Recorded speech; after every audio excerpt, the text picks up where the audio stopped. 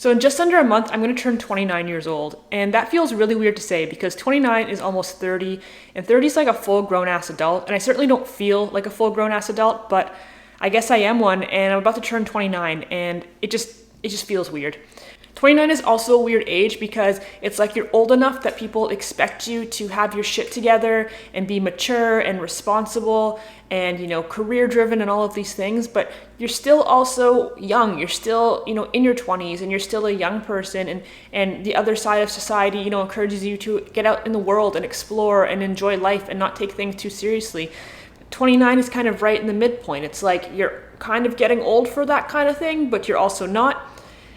And so I've decided to make a plan, and the plan that I am building is one that is going to direct me towards financial independence, or at least some form of it. The simplified version of this is that I just decided actually a long time ago that I didn't want to be the person who had to work their entire life doing something they didn't want to do just for the pleasure and just for the privilege of surviving. I didn't want to be that person who is going to be working until they're 60 or 65 or 75 years old, who's had to give up and say no to all of the things that were important to them just to be able to pay the bills. That to me is not living, that's existing at best, and it's not really what I want for myself. So I started getting into what's known as the FIRE movement, which stands for Financially Independent, Retired Early, and it's basically this whole community of people who, in various ways and to various degrees, achieve retirement very, very young through saving astronomical amounts of money, through investing, through all sorts of different avenues to try to get themselves to a point where they're not reliant on work, or at least not on full-time work, to support themselves. And that to me sounds amazing. The problem was that when I got into the nitty-gritty details of what's typically involved in pursuing FIRE, I realized that there were two major things that most people had that I didn't. An astronomically high income and a very, very low cost of living. I don't have either of those things. I make a very meager, very average income. It's enough to support myself, and again, I'm so grateful for that, and I feel so privileged to have that. But I don't make a ton of money. I don't make six figures. A lot of people in the FIRE movement are engineers or doctors or other people who are making $2, $3, $4, even sometimes $500,000 a year, and that's way out of the ballpark of anything I could ever anticipate making. It's just not going to happen for me. And in addition to earning an incredible income, a lot of these people go to the absolute extreme to keep their cost of living down. They'll move into the middle of nowhere, or they'll get roommates in their apartment that's already too small for them. Not everybody does this, but a lot of people will do these things to be able to save like 99% of their income. And you know what? All the power to them, but that's just not my style of living. That's just not my idea of having a good time. And so here I was wanting to pursue this idea of independence, and really the independent part is more important to me than the financial part, but unfortunately they do go hand in hand together. So there I was trying to figure out how I could be independent from my job, how I could not have to work so many hours and spend so much of my time just doing things that I'd really rather not be doing. And then again, it's not because I don't like my job. I know I've said this in previous videos. It's not about my job itself. It's just about the time commitment and the things, more importantly, the things that it takes me away from. So when I sat down with a calculator, I figured out that about half of my living expenses, about 50% of the money I spend every single month, is just my mortgage. The other 50% encompasses all my other necessities like utilities, food, property taxes, insurance, gas in my car, yada, yada, yada. But about 50% of my monthly spending goes to my mortgage. So I thought, okay, great. I'm going to save up as much money as I can and just throw it at my mortgage at every opportunity. I'm going to pay down this mortgage as fast as I can. Maybe if I'm lucky, I'll be able to pay it off in 10 years. That would be amazing. I was 26 when I moved in here. Can you imagine being mortgage free by 36? Like, that is crazy, right? So that was my goal. Then I started learning a little bit more about investing, and I started learning more about something called opportunity cost. Opportunity cost is essentially when you are giving up the opportunity to make money by spending your money elsewhere. So for example, with a mortgage, generally speaking, the interest rates on mortgages are quite low. And if you were to safely invest your money in the stock market or in some index funds, you can almost guarantee that you're going to get a much higher return on your money in the stock market than the interest rate you're paying. So for example, if you're paying 3% on your mortgage, you could pay it off and you're saving yourself 3% interest, or you could take that same amount of money, invest in the stock market, and it could earn 7 or 8 or even 12% annually. So you're actually going to be losing out on the opportunity to make those returns if you just pay off your mortgage. So for most people, it makes the most sense just for them to invest their extra money and not pay down their mortgage. And then by the time that their mortgage comes to an end at 25 or 30 years down the road, they have a paid off house and a really, really nice nest egg in their investment account, assuming they've done well. But I'm not most people, and my goal is not to be in my 50s with a nest egg. My goal is to be in my 30s and be mortgage free, or at least as close to it as possible. So How do I do that? I don't want to miss out on that opportunity, but I also know that that money sitting and compounding, even if it's doing amazing things in that account, it's not going to reduce my mortgage payment. The only way that I can reduce or eliminate my mortgage payment is to throw money directly at the mortgage. So what do I do? And then I had this light bulb moment go off where I realized that I could do both. So here's my plan. Right now, I owe a little over $300,000 on my mortgage. I'm paying under 2% in interest, and my monthly payment is about $1,500 a month.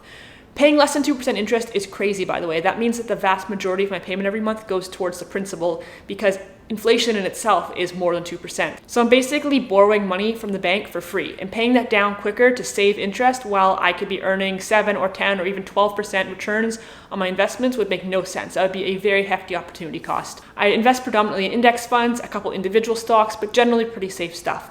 So knowing that I owe about $300,000, a little bit more than that, my goal is to save up about $250,000 invested in my account. By the time that my investments grow to reach about $250,000, I should only owe about $250,000 on my mortgage, and then I can start withdrawing $1,500 a month every month to pay that mortgage payment and cover it. So my money is growing and compounding right now, and then I'm taking that money out of the investment account, $1,500 at a time, and using it to pay the mortgage payment every month. So I'm getting that opportunity cost in my pocket and paying down the mortgage without having to work a full-time job. I ran the numbers and they check out. I should be able to sustain this for the duration of the mortgage until the house is entirely paid off. And once I'm able to start withdrawing that $1,500 a month from that account to cover my mortgage payment, I've then succeeded in severing my monthly expenses in half because the mortgage is no longer coming directly out of my pocket. Now all I have to do is work a few hours a week to cover the remainder of my expenses. It's impossible to say for sure how long exactly that is going to take me because there's so many variables to go into it. For starters, there's how much money I'm currently making and how much of that I'm able to save and invest. And then there's also what the stock market is going to return on an annual basis, which I have absolutely no control over at all. But I've run the numbers again, and I've worked out a worst case scenario when we have really bad returns and a best case scenario when we have really good returns, as we have the last couple of years. And I'm thinking that I should be able to pull this off within about 5 years. And keep in mind that I'm already like a full year into it. So I'm thinking that by the age of 33, I should be able to what they call barista fire, which is when you are able to work just a little bit, just part-time, just to kind of buffer a little bit and cover your basic expenses. I will still have to work to cover my groceries, my gas, my utilities, all those other things. But I'm gonna have to work so little. I'm basically gonna have to work a few hours a week. I can work 1 or 2 days a week if I want to. It's my business, which is the wonderful part. I can decide how much or how little and to what capacity I want to work. But I'm gonna cut my living expenses in half while my mortgage is just paid every month by my growing investment account. To me, this is the happy medium that I've come up with. This is the best way that I've found to take advantage of compound interest while also setting myself up to be able to be more financially independent, to be able to be less reliant on a full-time job, to be able to have a better work-life balance where life is up here and work is down here. Because right now, it's the other way. On a few of the videos I've made in the past where I touch on financial independence and investing and money in general, people have asked if I intend to pay down my mortgage quickly. And so the answer is yes, kind of. The mortgage term will be whatever the mortgage term is, but I do plan to set myself up where I'm not having to hustle every month to make those payments. With all of that said, there is one factor which could impact both the timeline and the feasibility of my plan, and that is that I'm trying to move. Right now, I actually live in a townhome, and I'm quite happy here, but I've been very, very fortunate that in the time that I've owned this house over the last 2 years, the value of the property has increased substantially, and I like to take the opportunity, if I can, to reinvest my equity into a detached home. I've always wanted to have a detached home. It's proving to be a little bit tricky because most of the houses around here are very large and therefore very expensive, and I do not want a very large house, nor can I afford a very large house, so I'm looking for something smaller, for just a little bit more land, a little bit more space. And when I say a little bit more land, I don't mean an acreage, I just mean that like when I sneeze, I don't sneeze on my next door neighbor if she's on her porch kind of thing. So right now I am in the process of looking. It's been tricky. The bidding wars that are going on right now are absolutely insane. People are coming in with cash offers, which I certainly can't do. So I'm trying. I don't have an exact timeline on it. It could happen any day now. It could happen a year from now. We don't really know. If I am to move, I will probably be taking on a slightly larger mortgage payment every month, but I will still make sure that this plan is in place and that it'll work for me. All it will likely mean, the only thing I'm going to allow it to mean is that at the very most, it takes my plan from a total of 5 years to possibly 7 to 8 years. Very, very most. One way or another, by my mid-30s, I should be well on my way towards my barista fire dream, towards my version of financial independence, what I'm calling mostly financial independence. where I have to work very little and I'm able to dedicate my time to whatever it is that fulfills me and makes me happy. Things like playing music and gardening and cooking and making YouTube videos and basically just doing all of the other things that I know deep down I actually enjoy to do, but that just feel like one more task to accomplish when I'm so busy working as much as I've been working. I've always been very good at delayed gratification, perhaps almost to a fault, but it has been the one skill that has completely allowed me to have the things that I have in life. Delayed gratification was what allowed me to get the home that I have and everything else that I've ever acquired. It was the mindset of saving every single dollar that I could and stocking it away and holding on to it for a rainy day, for something better, for that one thing that I was going after. And that drive has never gone away. You know, it went from one thing to another, and right now it's for that next home. It's for what I hope will be my forever home, and I really do look forward to finding it and moving in there and having my investment account set up and being able to supplement my mortgage payment with that investment account, and finally being able to spend my money on small things without guilt, which is something I've never done in my life. I'm just so uptight and